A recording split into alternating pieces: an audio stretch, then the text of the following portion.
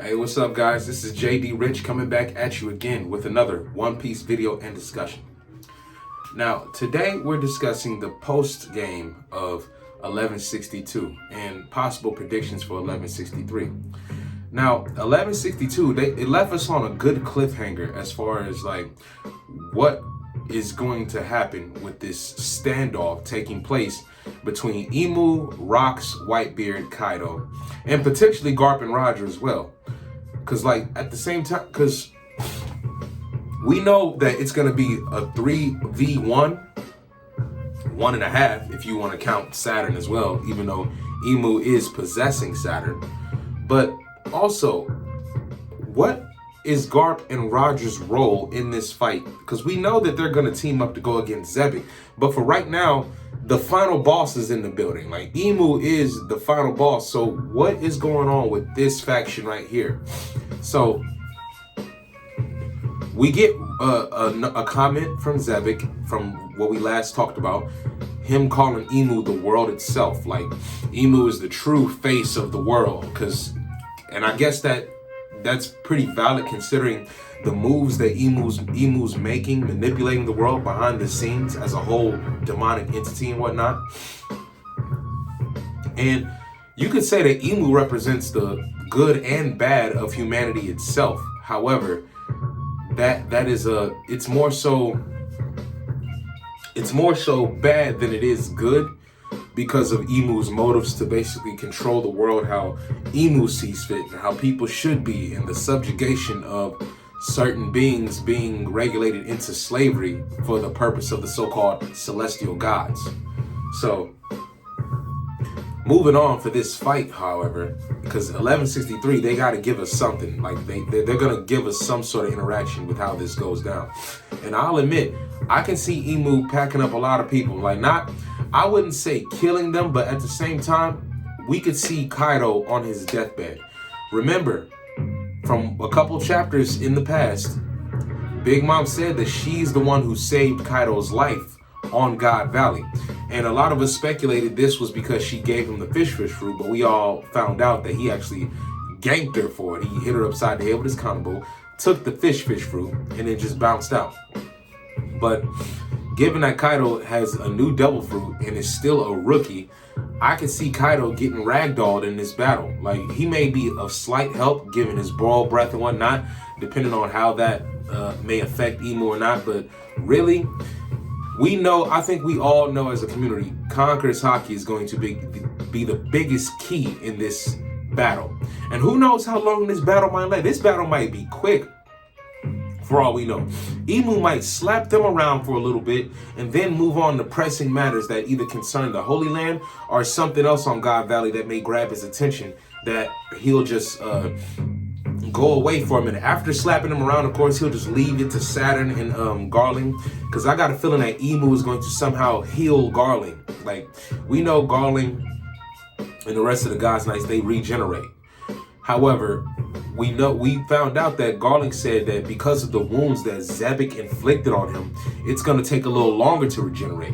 And given that xebec wiped him out again in that past chapter, I got a feeling it may take longer as well, even than what the first time Garling said. So the damage from Garling getting his head split the first time, he said it would take a little longer to regenerate.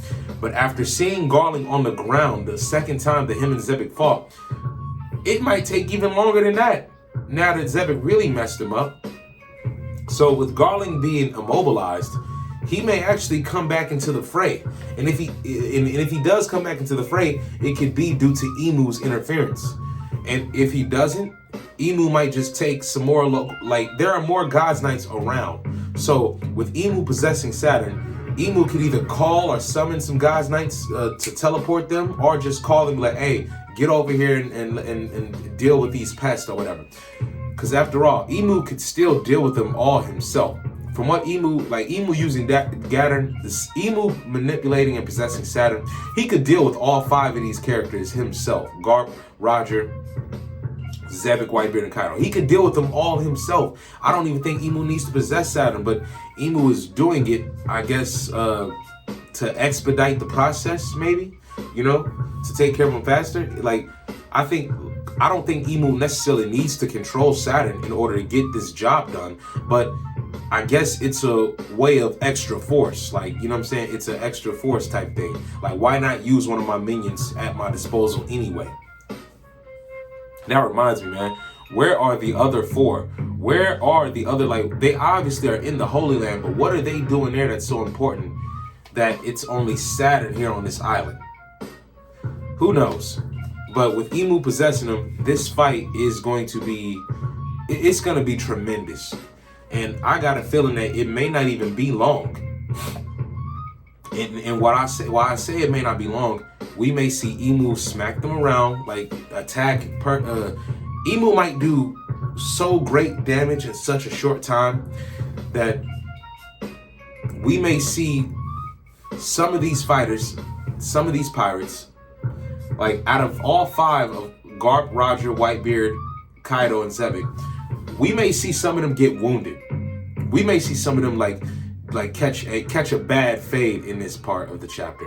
And if so, they may have to lean on each other more than they need to in order to fight against this. Because I don't believe that Roger would want to see anybody of this ilk, of his also pirate background. I don't think Roger would like to actually see Imu kill these guys.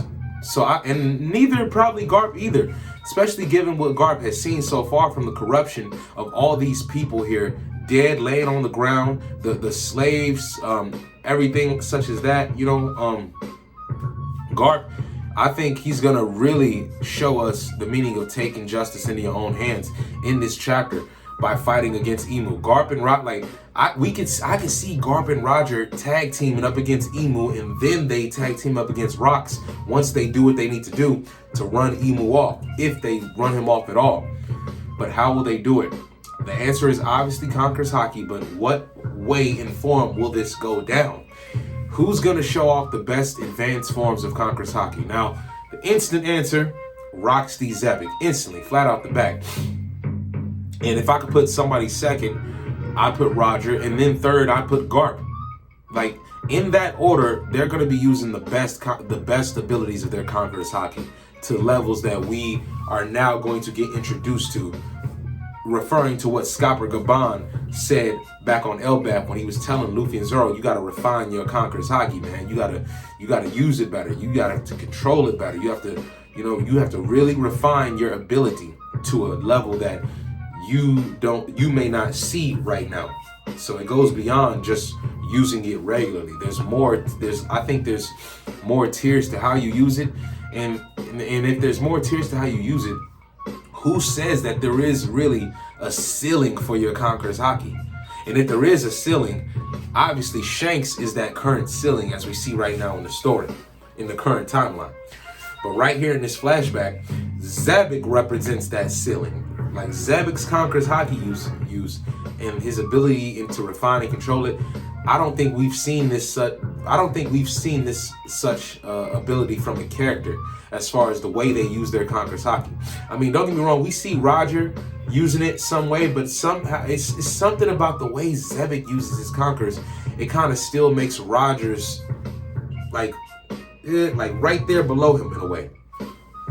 After all, xebec is Roger's most formidable foe, and from what it's hinting at, like Roger fought xebec multiple times and almost lost almost every time. There are times where Roger may have either got a dub or was able to stand his ground against his own against Rocks.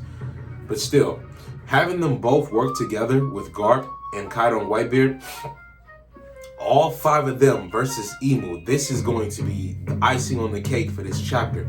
But then again, we still got to get the fight that goes down between all 3 of them. I got to see what leads them to doing this, because it might just be a matter of principle, you know? After they get rid of Imu, it might just come down to a matter of principle. Like, yo, we're still pirates. Now that we're here, why not fight it out? This is a good time as any. And Garp is probably jumping in like, hold on, you're both pirates, and it's my job to take you both down. So we may see a triple threat between them after the Imu goes back and leaves the island, maybe takes Saturn with him. We may see a triple threat between them. with Roger fighting both of them, and then something happens to where Roger and Garp have to team up. But also, given that they did fight xebec, if in chapter 957 you see in Sengoku's afro that it was Kaido, Big Mom, Rocks, Whitebeard, Garp, and Roger. So we already got Whitebeard, Garp, Roger, Rocks, and Kaido.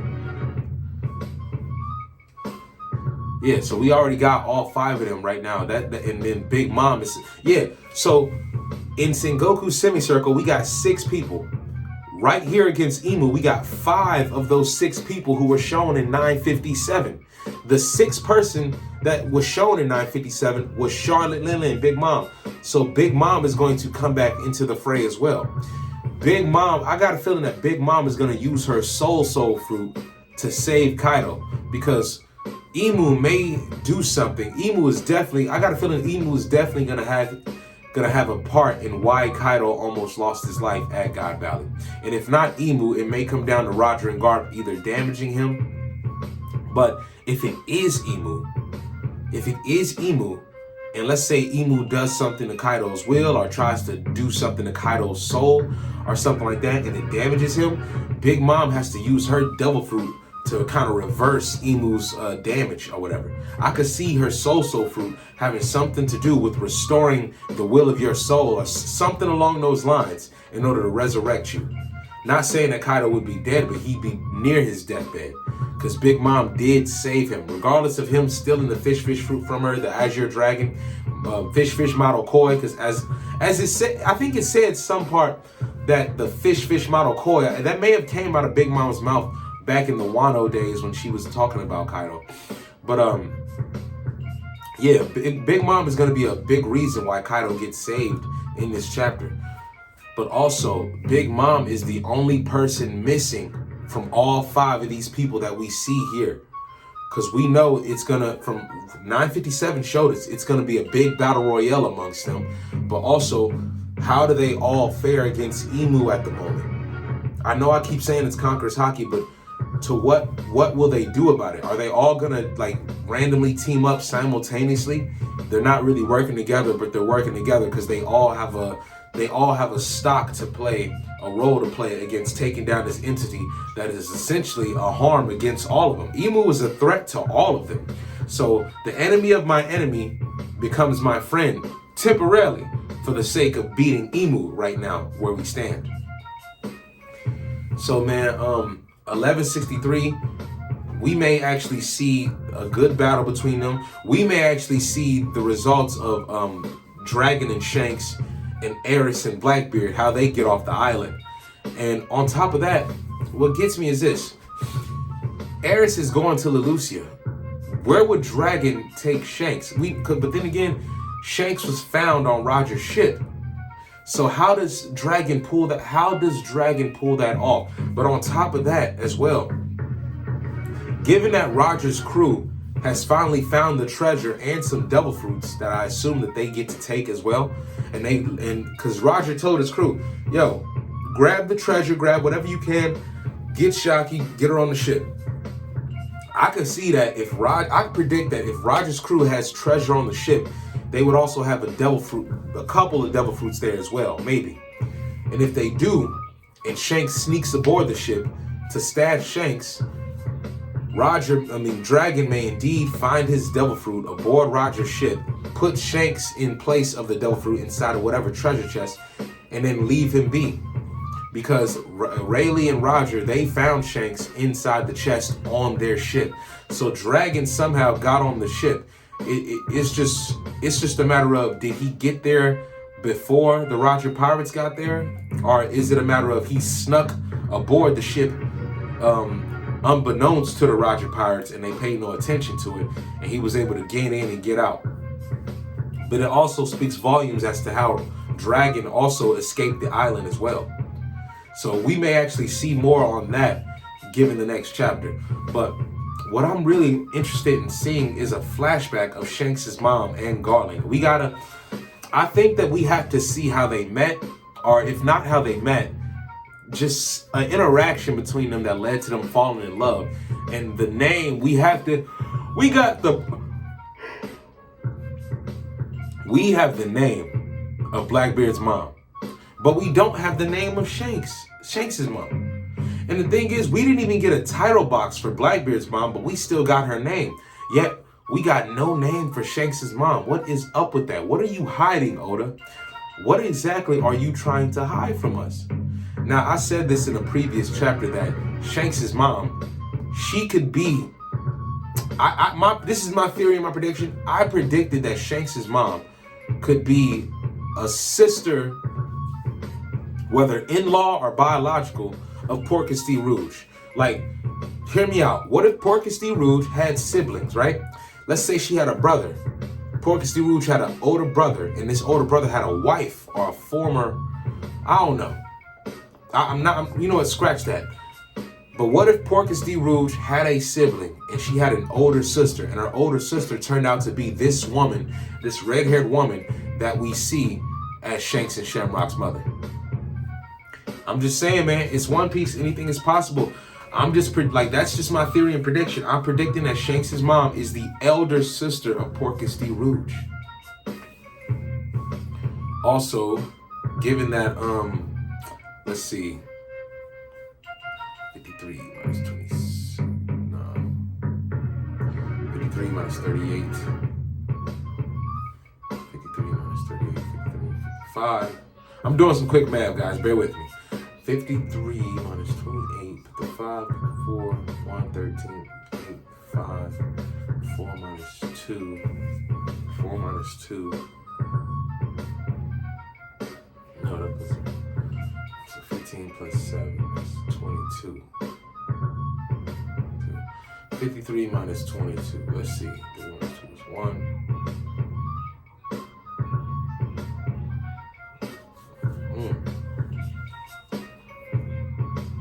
Yeah, so my bad, guys. It's just, I'll do that math later. But 50, let's see, Roger died at 53, Shanks was 15. They're 38 years apart.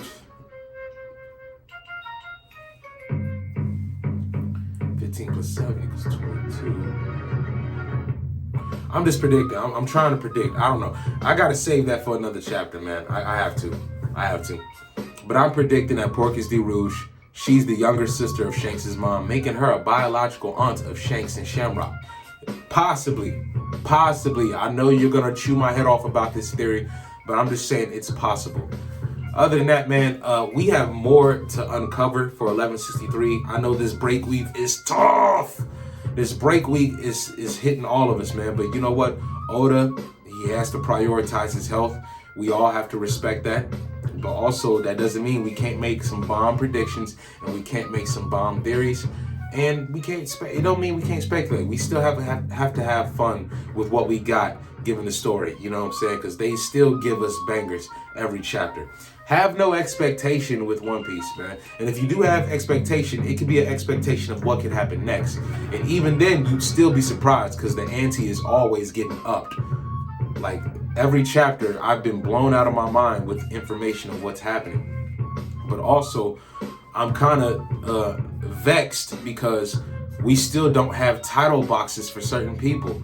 Like, we learned Blackbeard's mom, but we didn't learn Shamrock's mother's name. We didn't learn their mother's name, but we got Blackbeard's mother's name. Then on top of that, the God Knights. The only people we got so far are Gunko, Garling, and Saint Mafi. When are we gonna meet the others? Are they supposed to be for in-game? And if that's the case, fine. But I'm just saying, man, if you give us a new Guys Night, I'm thinking you're gonna introduce the other ones either simultaneously through chapters or maybe in the later arc of the Final War Saga. Who knows? And you know what's crazy? I think when we get to the Final War Saga, we're gonna see the full backstories of Luffy and Zoro, and possibly Ace, because one thing about Ace and Zoro, they were on the seas before Luffy. Zoro was on the seas 2 years before Luffy as a bounty hunter, so there's more behind Zoro's journey as a bounty hunter that we may actually see in the story that may impact the end. Ace, his adventures, we got to see, there's more to his adventures that Oda is not even showing us yet, that we still have yet to see. towards the end of the story. And even Robin herself, I forgot Robin, because Robin was on the seas. Robin been on the seas since she was like 9, 8 years old. So she's been about that life ever since she was a demon child, you know. But yeah, that's just my prediction slash video for 1163, 1162 post aftermath. Let me know what you guys think in the comments, man. Let me know. Share your thoughts on the chapter, what you love so far, and give me your predictions for 1163. Well, like, what could happen, you know? I'm JD Rich, and remember, a piece of life is life in one piece. Peace.